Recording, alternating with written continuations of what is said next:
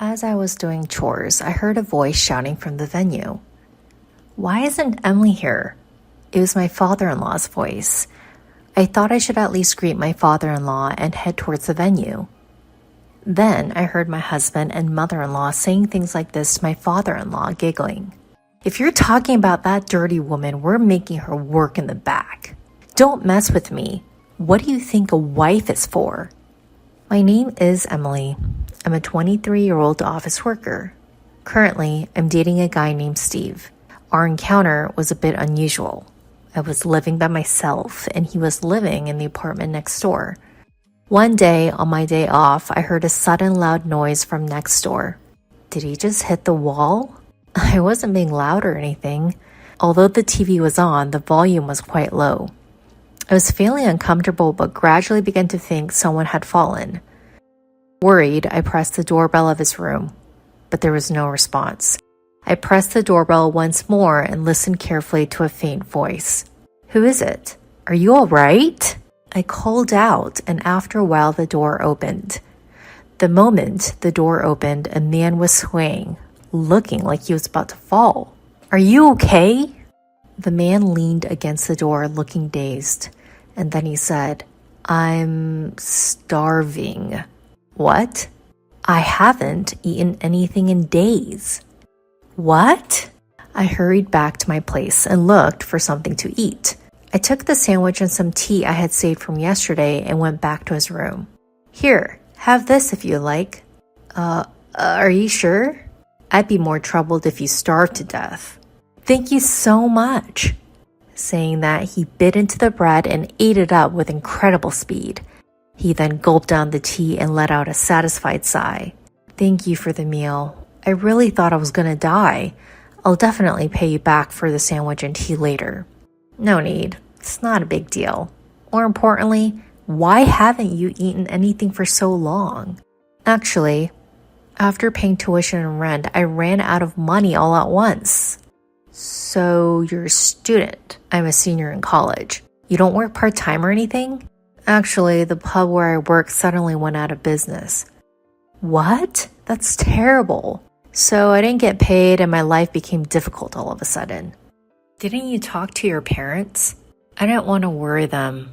I see, but I think you should tell them. It's dangerous if you collapse from hunger like now. You're right, I'll be careful. Right after that, his stomach growled. Oh, I couldn't help but laugh. You must be really hungry.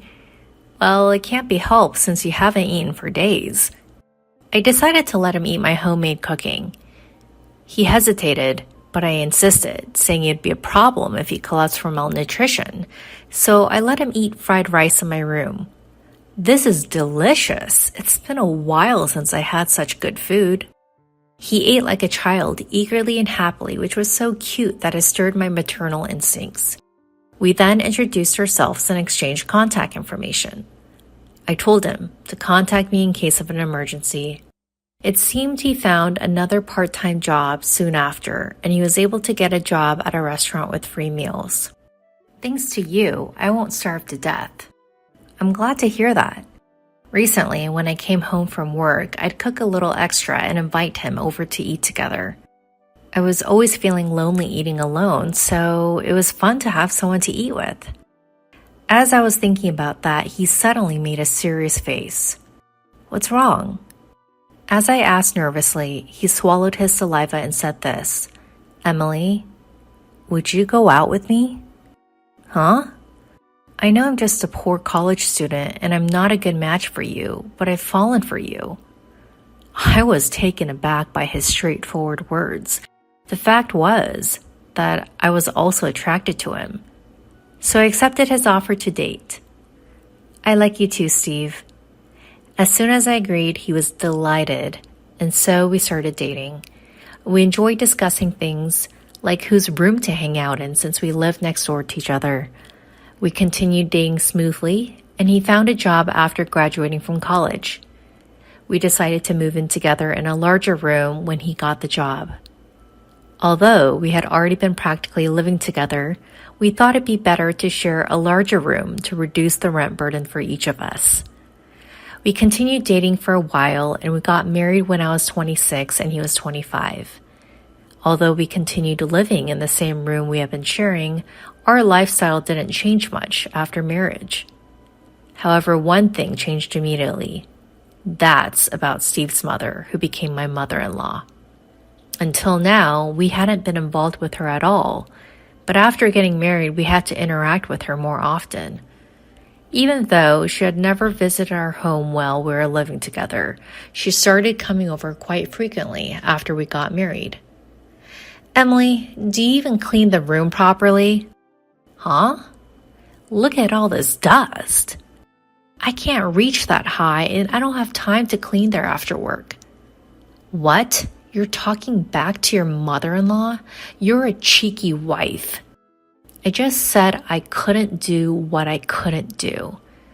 You're just full of excuses. I can't believe Steve married someone like you. My mother-in-law took every opportunity to berate me. Since I left for work earlier and returned earlier than my husband, my mother-in-law would relentlessly harass me until he came home. I did housework, hoping my husband would come home soon. What are you making? Huh? I'm grilling fish. Steve won't be satisfied with that. Make a more elaborate meat dish. Mother-in-law, what are you doing? My mother-in-law threw the grilled fish I had made into the trash.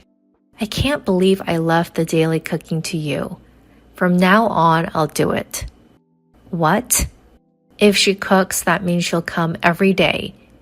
I don't want that at all. There's no need, mother-in-law. I'll cook properly. No, I don't trust you. I'll come and cook every day. Just then, my husband Steve came home. She immediately consulted with Steve about it. Oh, you're going to help with housework, Mom? That's great. Please do. Huh? Steve decided without even listening to my opinion. I'm looking forward to cooking with you, Emily, she said, laughing triumphantly. From then on, it was hell. She got the key from Steve and started getting into the house, waiting for me to come home from work. You're late. Don't just leave everything to me because I'm cooking. Start cleaning now. She forced me to do housework even when I was exhausted from work. She insisted on it even though it wasn't that dirty. She constantly watched me, and if I took a rest, she would scold me relentlessly. So I had no choice but to clean and become even more tired. She really did come every day to cook, and she even ate dinner with us. She bad-mouthed me in front of Steve, saying I was useless. Don't make trouble for Mom. He blamed me instead of reprimanding his mother. My mother-in-law could come to our house every day because her husband was working abroad. She lived by herself, so she could come to our place frequently. She started pressuring me about having a grandchild. There's nothing better than having a child. Hurry up and have one or two. Even if you say that, it's not something we can just make happen. We have to wait for it. Really? Young people these days always have excuses. I had Steve right after I got married. Huh? It's because you're working, that's why. What? I was a housewife, so I could have children right away. What kind of logic is that? If you properly support your husband's life, you'll have more time for making children. You're too tired from work to do it. What a thing to say. That's so cruel. I don't think that has anything to do with it. Shut up. If you don't get pregnant soon, we'll find another wife. Eh? Another wife? Of course, there's no value in a woman who can't have children. I think it's questionable to say such discriminatory words these days. You really are the type to always argue back. I'll tell Steve. Mother-in-law angrily turned red in the face. I thought she was the one who always argued back. As soon as Steve came home, his mother told him what happened. Hey, Emily, did you talk back to my mom? What are you thinking? Steve immediately got angry after hearing his mother's story. It's probably your fault that we can't have children. Eh? You're saying that too? There's no way it's my fault. What nonsense are you talking about? I was getting fed up with my husband, who always sided with his mother. I thought it might be better to get a divorce. That's when my husband's grandmother, who had been hospitalized, passed away. So a funeral was held. Even though I was considering divorce, I had to attend the funeral. But my husband and his mother said, "Don't come here, prepare things in the back." I had no choice but to make tea and to do chores in the back. I thought I'd leave my husband once this was over. As I was doing the chores, I heard yelling from the venue. "Why isn't Emily here?" That was my father-in-law's voice. It seems he had returned from an overseas business trip. Well, it was his mother-in-law, so it made sense for him to come. I thought I should at least greet my father-in-law, so I headed to the venue. Then I heard my husband and mother-in-law say while smirking, "It's obvious she's not family, haha. We're making that dirty woman work in the back, haha." They even said that in front of my father-in-law. I was amazed by their unchanged behavior. Then the next moment, my father-in-law's angry voice rang out. "Are you kidding me? What do you think a wife is for?" My husband and mother-in-law were shocked by his yelling. "What are you angry about?" "Yeah, you really surprised us." "I'm disgusted that you two think like that. I'll call Emily." Hearing my father-in-law say that, I went to where the three of them were. "Father-in-law, long time no see." Yes, I was surprised. Emily, did you hear that?" "Yes." As I entered, my mother-in-law and husband glared at me with disgusted faces. "Emily, could it be that you've been suffering from bullying by my son and my wife?" When my father-in-law asked me that, I replied, "Yes." She came to the house almost every day to complain about me, and Steve joined in to blame me. When I said that, my father-in-law glared at his wife and his son. "You guys are the worst. Have some shame." My husband argued back when scolded by his father. "What? Did we do something so bad?" It's really the worst that they don't realize their own faults. My mother, in other words your grandmother, was always troubled by being bullied by her mother-in-law.